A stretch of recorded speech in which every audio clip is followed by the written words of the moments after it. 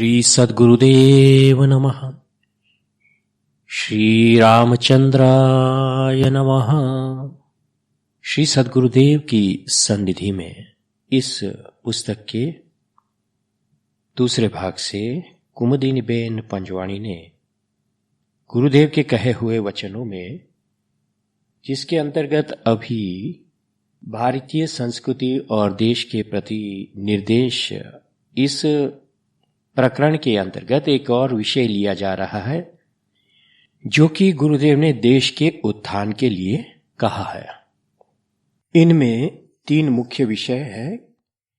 देश के उत्थान के लिए तो कहा, और दूसरा जो है धर्माचार्यों के लिए गुरुदेव के कहे हुए वचन, और जन सेवा से संघ शक्ति और लोक जागृति के विषय में भी गुरुदेव ने कहा है।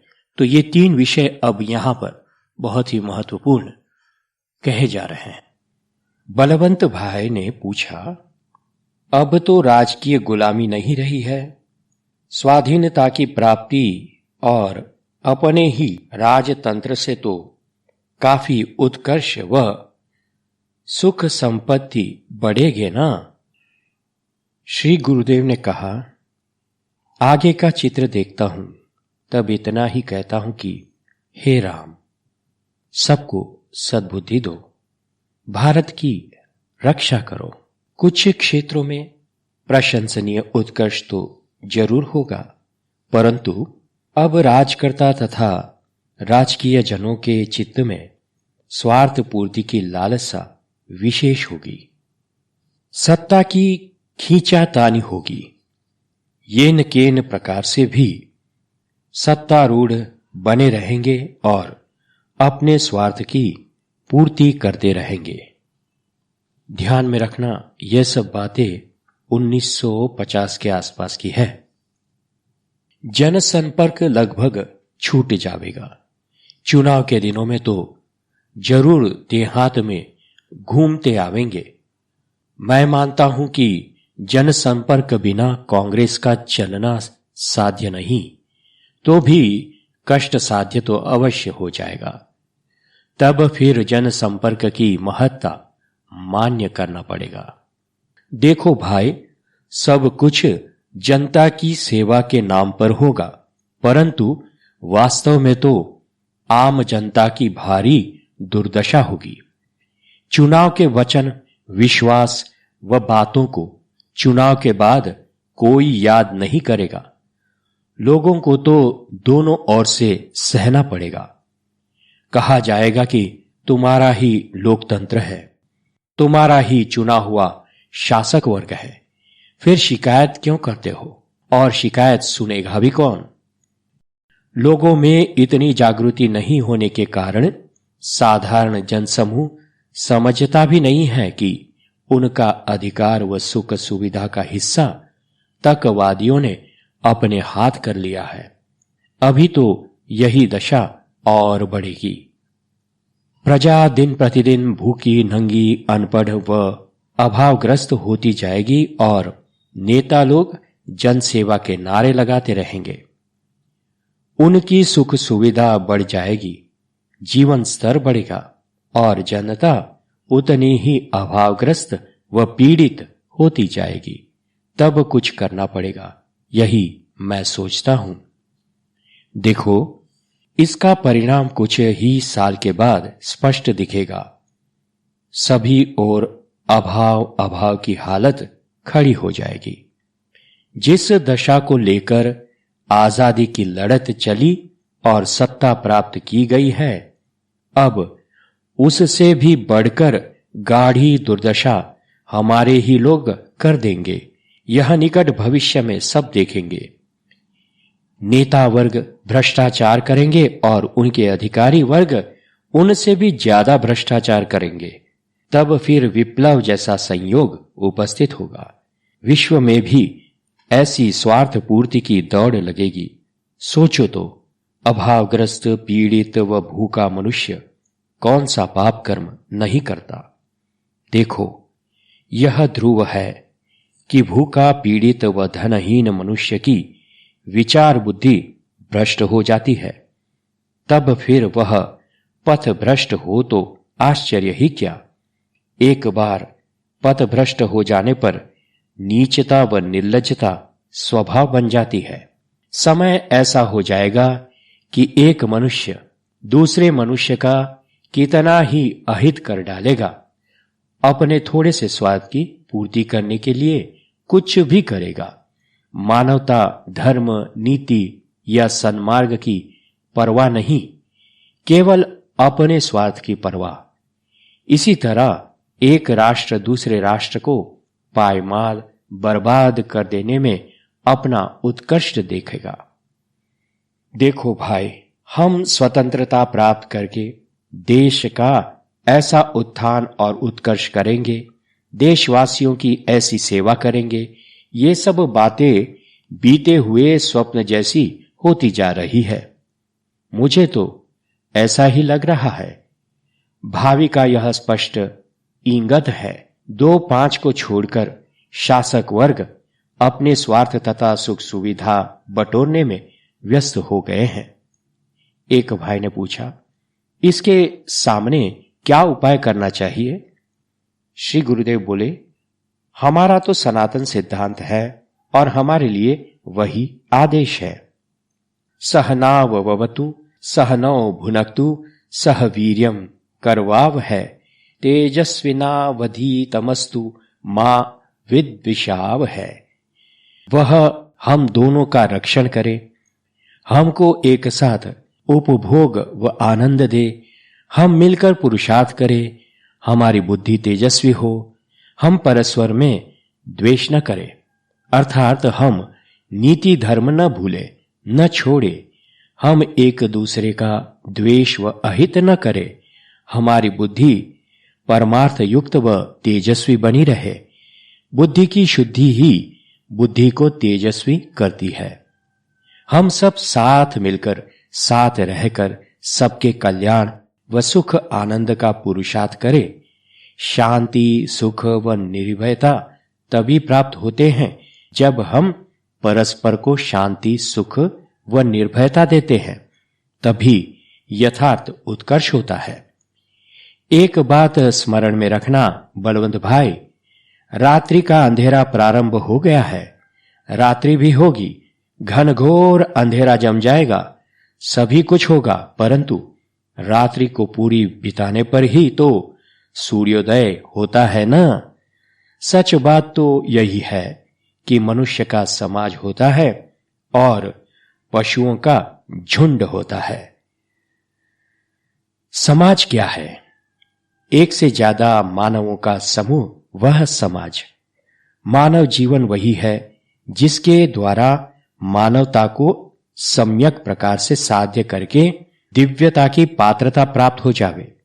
तब सत्यम शिवम सुंदरम ऐसा परम तत्व के माधुर्य, ऐश्वर्य व कल्याण का आविर्भाव होता है।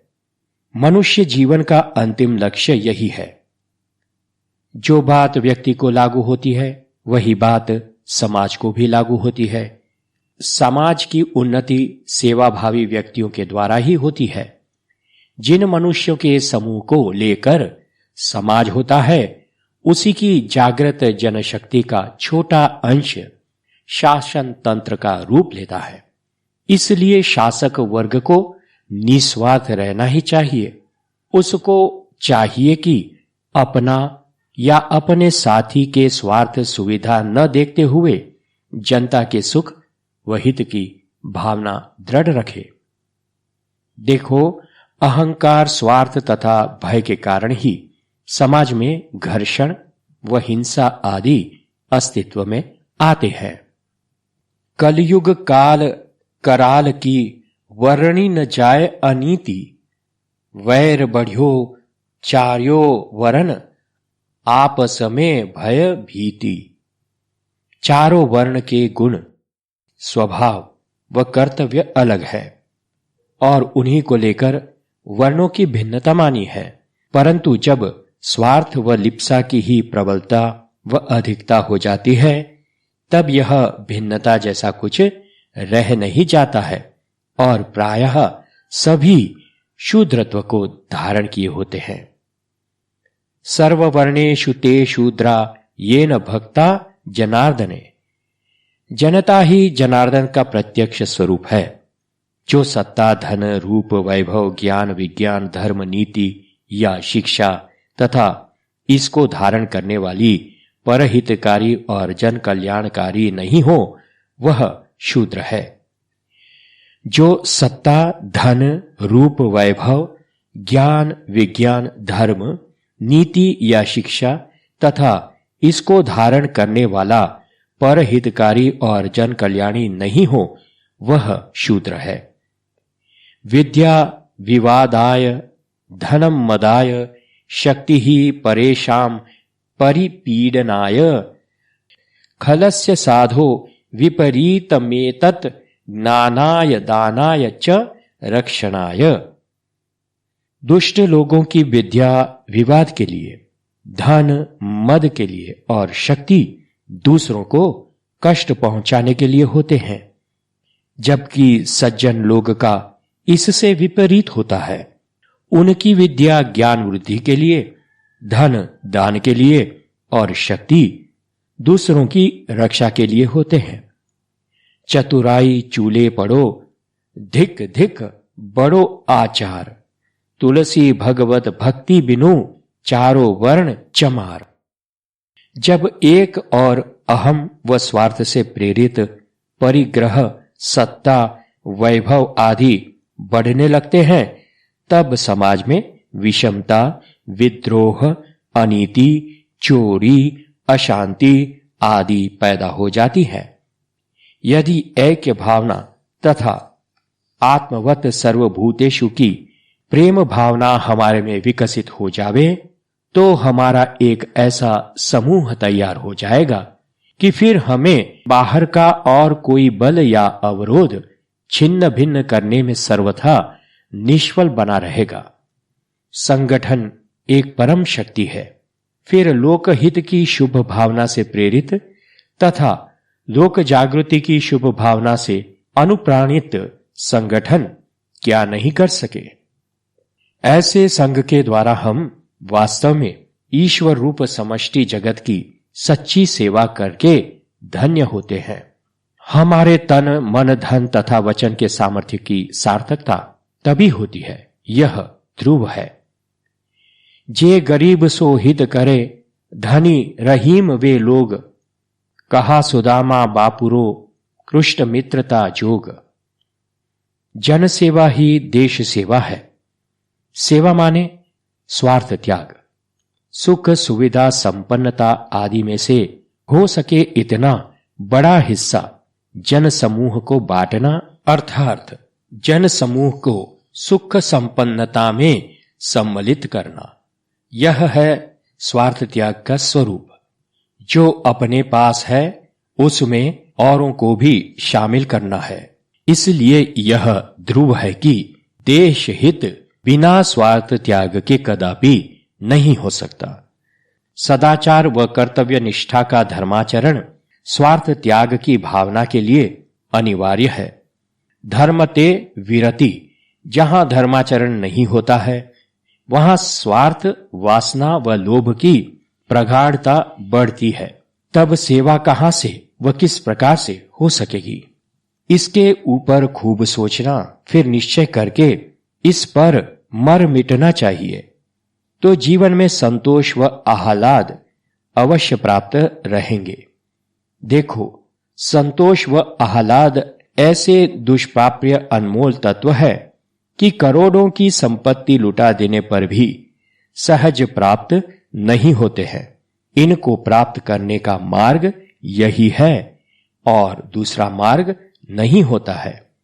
मैं तो चाहता हूं कि ऐसे सेवा संघ का इतना विस्तार हो जाए कि फिर देश का एक एक मनुष्य संघ के नाते से एक एक का भाई, पुत्र या पिता तुल्य हो जाए। इस प्रकार सबके लिए सभी कोई निजी आत्मीय बने रहें, तो फिर समाजवाद, साम्यवाद या लोकशाही आदि शब्दों को लेकर चिल्लाना नहीं पड़ेगा, क्योंकि ऐसे सेवाभावी व जनहितकारी इकाई से जो शासन चलेगा वह निश्चित ही राम राज्य होगा। राम राज्य बैठे त्रयलोका, हर्षित भय गए सब शोका।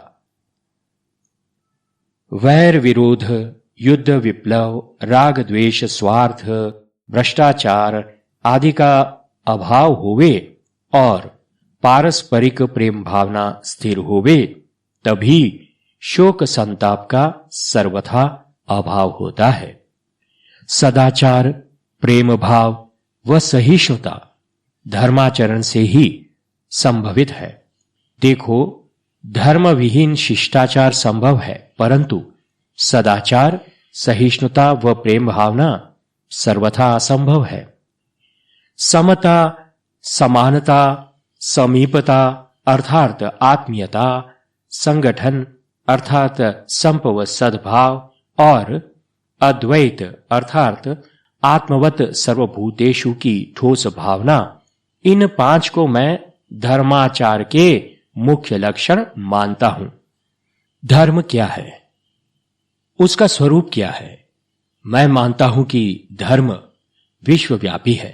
कोई देश व कोई क्षेत्र ऐसा नहीं हो सकता जहां धर्म का आदर न हो। धर्म माने नीति, नियम और सदाचार के निश्चित मंतव्य, जिनके द्वारा ही समाज की स्थिति अर्थात धारणा होती है। ये मंतव्य बिल्कुल शाश्वत सनातन है कि जिनको सर्वकाल के, सर्वदेश के, सर्व सज्जनों ने सद्भाव पूर्वक व निश्चय पूर्वक मान्य किए हैं। इसलिए आचार प्रभवो धर्मः ऐसा कहा गया है। देखो, समता, समानता आदि लक्षण युक्त धर्म के चार चरण है, अर्थात धर्म को चलाने वाले चार चरण है। वह है सत्य, शौच, दया और दान। जब समाज धर्म से च्युत होता है, तभी समाज व देश में दुराचार, भ्रष्टाचार, असमानता आदि अनिष्ट तत्व बढ़ते हैं। हम विकास कर रहे हैं या पीछे जा रहे हैं, हमारा उत्कर्ष हो रहा है या पतन हो रहा है, इसका निश्चय किस प्रकार हो सकता है? इसको खूब समझना व सोचना प्रजा की सुख शांति, आबादी व उन्नति का जो स्पष्ट चित्र मेरे, आपके व सबके सामने खड़ा हो जाए, उसी से हमारे विकास या पतन का निश्चय करना। यदि ऐसी तरक्की, सुख शांति आदि है, तो फिर राम राज्य की रट क्यों उठती है? यदि शोक, संताप, भ्रष्टाचार आदि न होते तो आज हम भी राम राज्य में ही होते, और तब तो श्री गोस्वामी जी ने कही हुई बात आज हमें भी लागू हो ही जाती ना कि दैहिक दैविक भौतिक तापा, राम राज नहीं काहू ही व्यापा। आधि दैहिक, आधि दैविक और आधि भौतिक के त्रिताप राम राज्य में किसी को भी व्याप्त नहीं थे। यह बात कभी नहीं भूलना कि त्रिताप तो अष्टधा प्रकृति के भीतर सदा व्याप्त है ही। प्रकृति के अस्तित्व काल से ही ये होते हैं और प्रकृति के विलय के साथ ही विलीन होते हैं। तब राम राज्य में त्रिताप का न होना किस प्रकार संभव हो सकता था? और भी दूसरी बात यह है कि राम राज्य में भी ब्राह्मण पुत्र की अकाल मृत्यु, श्री लक्ष्मण जी को दंड आदि घटनाएं बनी हुई हैं, जो त्रिताप को लेकर ही बनी है।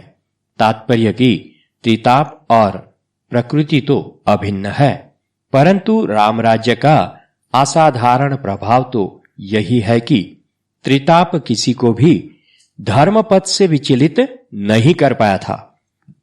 अर्थात त्रिताप से कोई व्यथित नहीं होता था, इसलिए धर्मपथ से च्युत कोई नहीं होता था। राम राज्य विहंगेश सुनु, सचराचर जग माही, काल धर्म स्वभाव गुण, कृत दुख काहू ही नाही। त्रिताप से लोग विचलित क्यों नहीं होते थे? कारण कि धर्म की प्रगल्भ ज्योति का इतना प्रगाढ़ प्रकाश फैला हुआ था। यथा राजा तथा प्रजा। जैसे सर्दी की मौसम में हमें सूर्य का ताप दुखप्रद नहीं बल्कि सुखप्रद लगता है, वैसे ही राम राज्य में सात्विकता और धर्मशीलता के सामने त्रिताप किंचित प्रभाव तक डाल नहीं सकते हैं। जब धर्मशीलता नहीं होते तब त्रिताप का प्रभाव होवे और वह भी प्रगाढ़ होवे हो। जैसे कि गर्मी के दिनों में ही सूर्य ताप कष्टप्रद होता है। सूर्य का ताप तो दोनों मौसम में है, एक में प्रभाव रख पाता है और एक में कोई प्रभाव नहीं रह सकता है। तजी माया से य परलोका मिटहि सकल भव संभव शोका। पक्का निश्चय करो कि जीव ईश्वर का अंश है। प्रभु की विशेष कृपा तथा इच्छा से ही एक बहुत ही महत्व के कार्य की पूर्ति करने आया है। वह कार्य है परम शांति, भगवत प्रेम व भगवत प्राप्ति का। जो मनुष्य इस महान कार्य की पूर्ति के पुरुषार्थ में लगा रहता है वही यथार्थ में मनुष्य है। जिस प्रकार हम चाहते हैं उसी प्रकार प्राणी मात्र भी सुख की प्राप्ति और दुख की निवृत्ति चाहते हैं, तो स्पष्ट हो ही जाता है कि प्राणी मात्र को सुख पहुंचाना मनुष्य का सर्वप्रथम धर्म है। इसलिए प्राणी मात्र को सुख पहुंचाने की वृत्ति व प्रवृत्ति सतत करो। देश की जागृति धर्म से ही हो सकेगी। जहां कोई शक्ति काम नहीं करती है वहां धर्म ही काम करता है, कारण कि धर्म मन का गुण स्वभाव होकर प्रेम की अदृश्य सत्ता रूप बन जाता है। देखो भाई, स्वराज्य प्राप्ति केवल एक ही व्यक्ति के धर्म बल से सिद्ध हुए संकल्प का फल है। संपूर्ण देश में कोने कोने में महात्मा गांधी जी का प्रभाव फैल गया। अंग्रेजों के लिए हिंद छोड़ो का दृढ़ संकल्प महात्मा जी का हुआ था और वही सिद्ध हो गया। सत्य के बीज से प्रारंभ किया हुआ कार्य अवश्य सफल होता है। कभी समय लग जाता है परंतु दीर्घ काल में भी अवश्य फलित होता ही है। उदाहरण प्रत्यक्ष ही है। अभी मैंने कहा ना, कांग्रेस ने स्वराज्य प्राप्ति की। स्वराज्य सिद्धि तो हो गई है परंतु अब हमारे लिए देश उत्थान की प्रवृत्ति अत्यंत महत्व की व अनिवार्य है। इसमें प्रमुख कार्य है लोक जागृति का। लोगों में जागृति आवे यह प्रथम अनिवार्य कार्य है। जनता लोकतंत्र को समझे, अपने प्रतिनिधि की सही परख करे, उसको खूब जाने पहचाने, पश्चात ही उसका चुनाव कर उसको खड़ा करे और अपने मत उसको देवे। मैं मानता हूं कि चुनाव में किसको भेजना यह नक्की करना लोगों का अधिकार है। अभावग्रस्त लोगों का निर्णय अपनी ओर लेने के लिए उनके अभावों की कुछ पूर्ति किसी रूप में कर देना और लोगों के मत प्राप्त करके सत्तारूढ़ हो जाना, यह बहुत सरल तरीका है जो तकवादी राजकीय वर्ग कभी खाली नहीं जाने देगा। एक एक देशवासी को जीवन की आवश्यकता सरलता से उपलब्ध बनी रहे तभी सही चुनाव होगा। दूसरी अनिवार्यता है व्यापक, उदार व सही धर्म भावना का प्रचार व प्रतिपादन देश काल के अनुसार होना ही चाहिए। सर्वत्र व सब में एक ही ईश्वर, हमारे ही भगवान विराजमान है, इस सही धर्म भावना का प्रचार किया जाना चाहिए।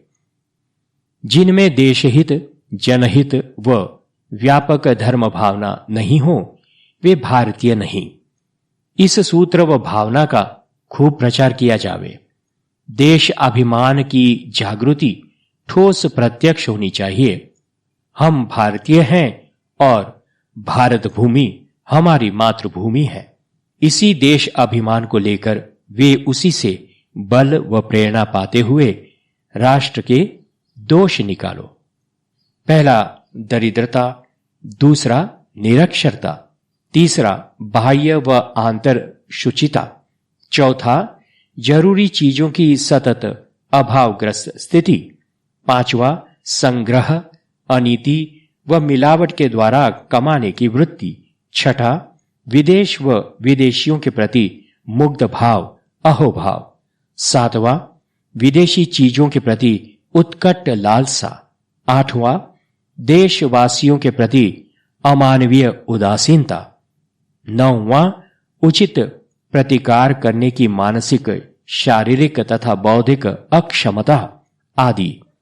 राष्ट्र के ये महान दोष हैं, ऐसा मैं मानता हूं। इन दोषों को निकाल ही देना चाहिए। इसके लिए कांग्रेस व देश के कार्यकर्ताओं को जीवन लगा देना चाहिए। महात्मा गांधी जी का मंतव्य बहुत ही समय उचित है कि अब कांग्रेस लोक जागृति के कार्य में अर्थात देश उत्थान की प्रवृत्ति में संलग्न रहे या फिर विसर्जित हो जाए। नए लोक सेवक संघ का निर्माण करे। अब सत्ता या कुर्सी का ही ध्यान न रखा जावे।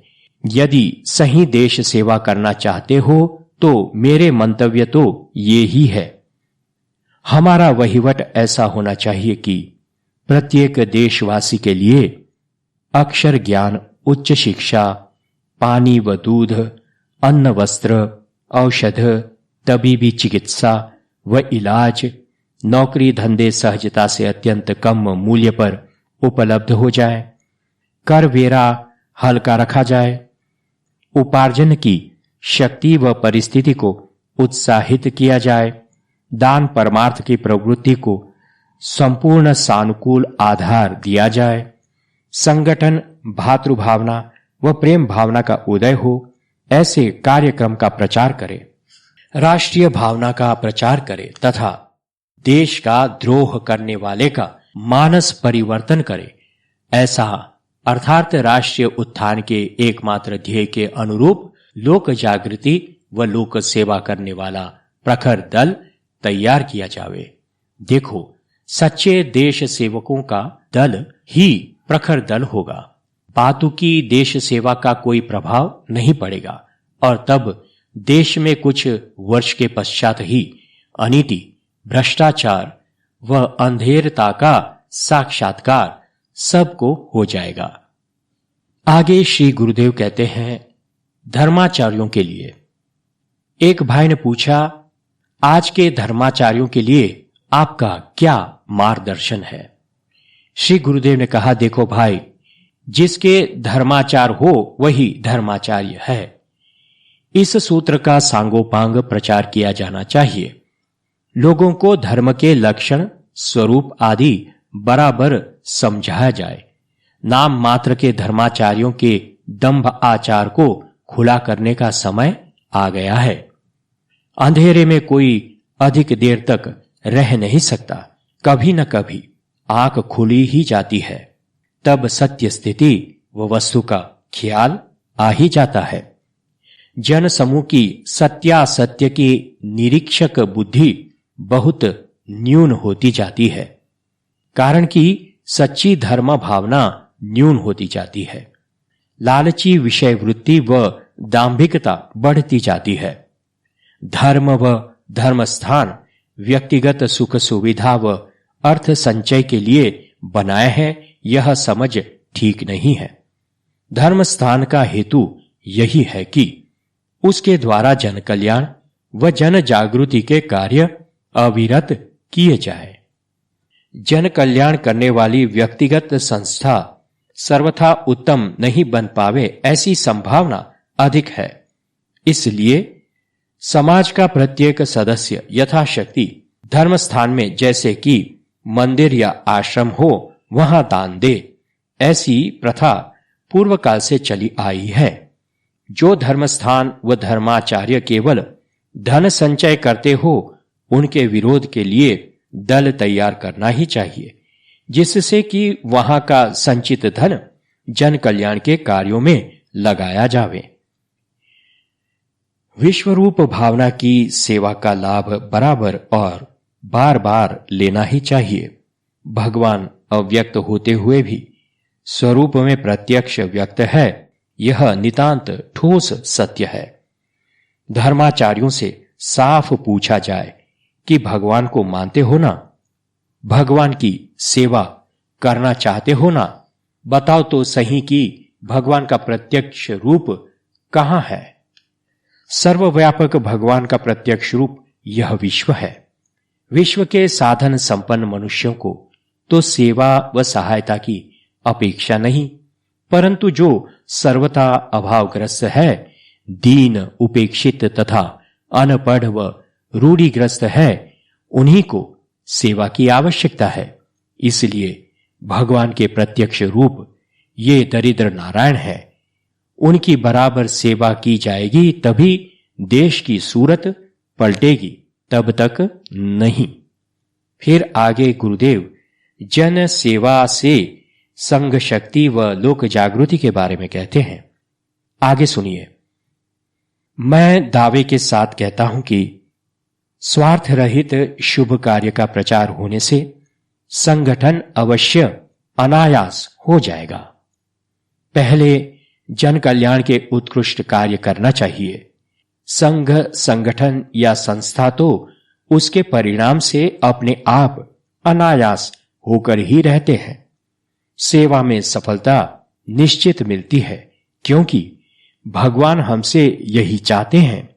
इसलिए सफलता को भगवत प्रेरणा, इच्छा व सहायता ही समझना चाहिए। नहीं तो अहम से घिर जाओगे और तब फिर शेष क्या रहेगा जानते हो? सिर्फ दंभ। सेवा में अर्थ आपत्ति तब तक ही आती है जब तक हम सही सही सेवा नहीं करते हैं। सही सेवा भगवान पर विश्वास रखकर करने से निश्चित सांगोपांग पूरी हो ही जाती है। भगवान सदैव मंगलमय है, तो उनके विधान भी मंगलमय होने ही चाहिए ना। इसलिए पक्का निश्चय करो कि केवल प्रभु प्रार्थना ही एक ऐसा अमोघ साधन है जो इच्छित कार्य में सफलता देता ही है। जहां धन, बल, बुद्धि, रूप या सत्ता निष्फल रहते हैं, वहां शुद्ध वृत्ति, पवित्र भावना व अनन्य विश्वास चौकस सफल रहता है। सही परमार्थ कार्य को धन की या सेवकों की कमी या ऐसी कोई कठिनाई रोक नहीं सकती। श्रीपति तपावन दीनानाथ आर्तहारी भगवान अवश्य ही कईयों को प्रेरणा देते हैं। विश्वास से प्रार्थना करनी चाहिए। प्रभु के यहां कदापि कुछ अदेय नहीं। वे किसी न किसी रूप से येन केन प्रकारेण भी सेवा कार्य पूर्ण कराने की जिम्मेवारी स्वयं अपने ऊपर ले ही लेते हैं और उसे पूर्ण करा ही देते हैं। मेरे आज तक के जीवन में कई बार अनुभव में आई हुई यह बात है, ईश्वर उपासना किसी प्रकार से किसी स्वरूप में भी की जाए, वह सदैव सुख व कल्याणप्रद ही है। मेरा निश्चय है कि समाजवाद और साम्यवाद सफल हो ही नहीं सकता। सेवक सेव्य भाव होवे, वहां पूंजीवाद आता ही है। वाद का शोरगुल ही बेकार है। मुख्य कर्तव्य तो यही है कि प्रत्येक व्यक्ति के लिए पर्याप्त अन्न, वस्त्र, पढ़ाई व बीमारी के वक्त साधन, सुविधा तथा निवास का पर्याप्त प्रबंध सरलता पूर्वक प्राप्त हो। माप का विचार व बौद्धिक स्तरों की विभिन्नता है, तब तक पूंजीवाद तो रहेगा ही। सोचने का व करने का तो यही है कि देश भर के विभिन्न स्तर के जन समूह के लिए सुख सुविधापूर्ण जीवन यापन करना सरल हो जाए। इसके लिए जन जागृति की प्रवृत्ति की जाए तो अच्छा। ऊंच नीच का भेद व ऊंच नीच की भावना न रहे, ऐसी सफल लोक जागृति कर देने वाली राजनीति हो तो राम राज्य में देर नहीं हो सकती। सब निर्दंभ धर्मरत धरणी, नर अरु नारी चतुर शुभ करणी, सब गुणज्ञ सब पंडित ज्ञानी, सब कृतज्ञ नहीं कपट सयानी, सब नर करहि परस्पर प्रीति, चलहि स्वधर्म निरत श्रुति रीति, वैर न कर काहू सन कोई, राम प्रताप विषमता खोई, नहीं दरिद्र कोई दुखी न दीना, नहीं कोई अबुध न लक्षण हीना, सब उदार सब पर उपकारी, द्विज सेवक सब नर अरु नारी। देखो राम राज्य में कैसे लोग हैं, कैसी भावना है और धर्मशीलता भी कितनी है। वर्णाश्रम निज निज धर्म, निरत वेद पथ लोग, चलहि सदा पावहि सुख ही, नहीं भय शोक न रोग। चारेउ चरण धर्म जग माही, पूरी राह सपनेहु अध नाही, अल्प मृत्यु नहीं कवनीउ पीरा, सब सुंदर सब निरुज शरीरा। ब्राह्मण पुत्र के अकाल मृत्यु की एकमात्र घटना से भी इसीलिए राम राज्य में तहलका मच गया था। आज तो ऐसी कई घटनाएं रोज होती है, क्योंकि इतनी ठोस धर्मशीलता ही नहीं है, तो अघटित घटनाओं के होने पर तहलका उठे भी कहां से। वेद पथ का सीधा साधा अर्थ है मानवता प्रबुद्ध कर देने की अमोघ क्षमता वाली जीवन शैली, विचार भावना व्यवहार वाणी व वास्तविकता की सुभग सुंदर जीवन शैली। वेद के ऋषि महर्षियों की प्रार्थना के उद्गार तो समझो कि वे कितने उदात्त भव्य और कल्याणमय है। कैसी कैसी प्रार्थना है देखो तो।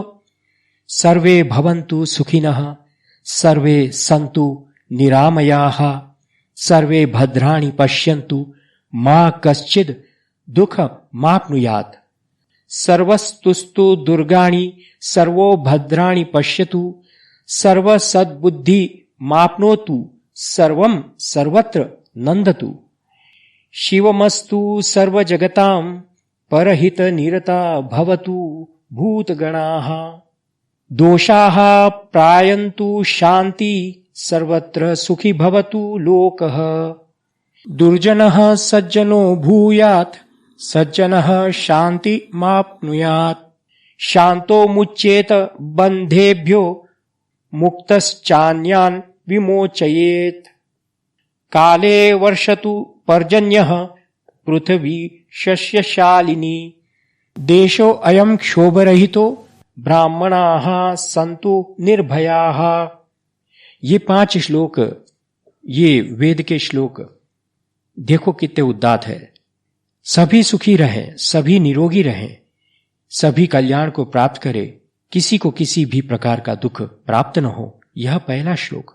सर्वे भवन्तु सुखिनः, सर्वे सन्तु निरामयाः, सर्वे भद्राणि पश्यन्तु, मा कश्चित् दुःखमाप्नुयात्।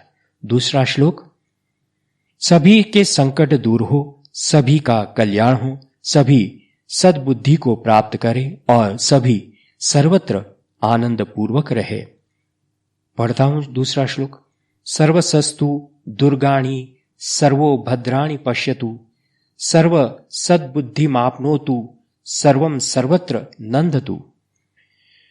तीसरा श्लोक है जिसका मतलब कि संपूर्ण जगत का कल्याण हो, सभी लोग परस्पर के हित में निरत रहें, सभी के दोष शांत हो और सर्वत्र सर्व लोग सुखी रहे।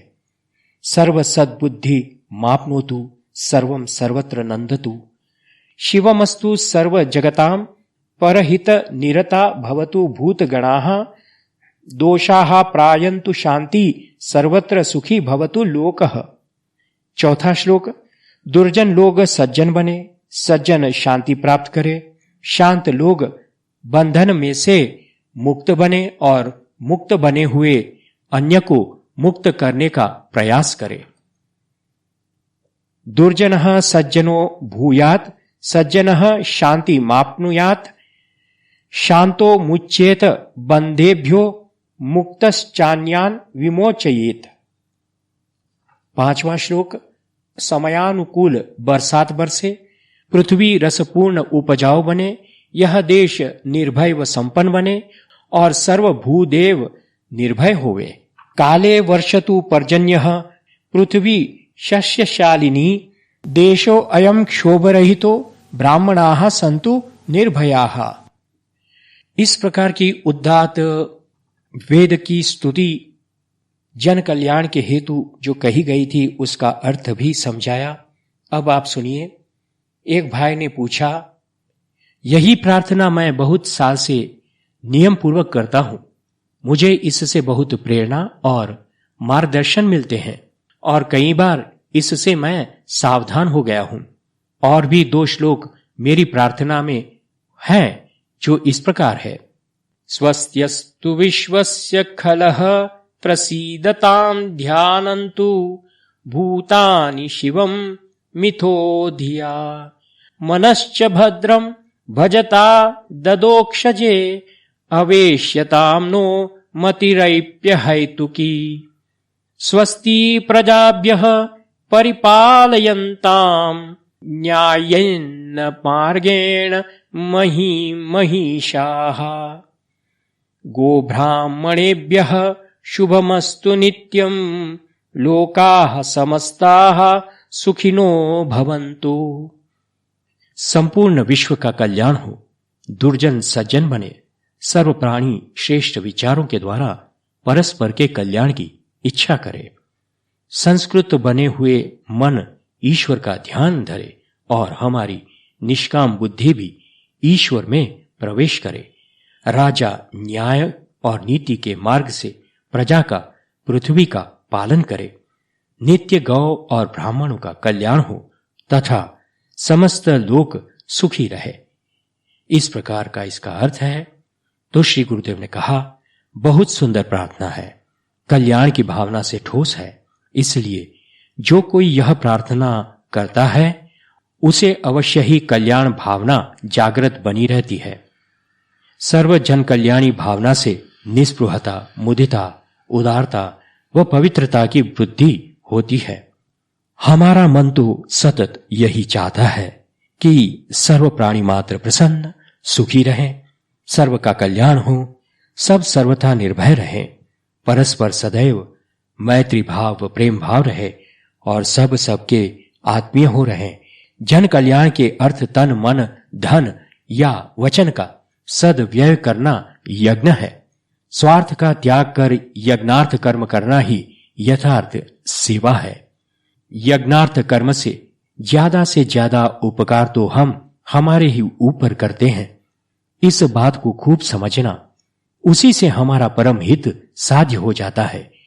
इसलिए ऐसे सेवा कार्य करने का मौका देने वाले जनता जनार्दन को हमें हार्दिक धन्यवाद देना चाहिए। सेवा का मौका कदापि खाली न जाए, इसकी चिंता व सावधानी रखना।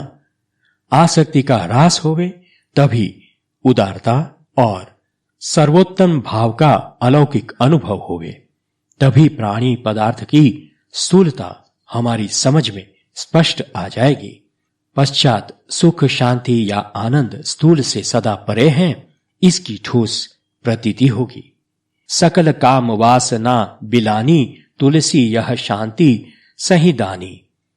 सर्वजन हिताय व सर्वजन सुखाय, अपने सुख स्वार्थ को छोड़कर दुख कष्ट को पसंद करने वाला तथा असुविधा अपमान अहवेलना आदि सहकर भी सत्य व धर्म पालन का आदर करने वाला ही इस नश्वर जगत में चिर विजयी और अमर हो जाता है।